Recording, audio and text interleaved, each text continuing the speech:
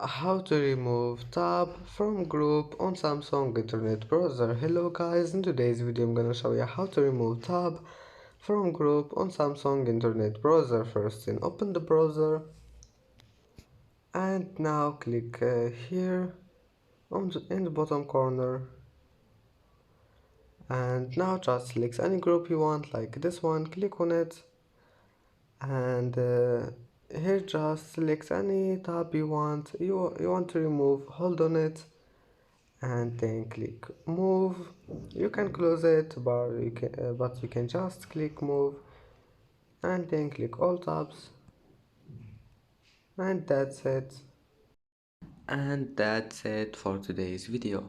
If you like this video, don't forget like and subscribe, and thank you for watching this video until the end, and see you in the next video.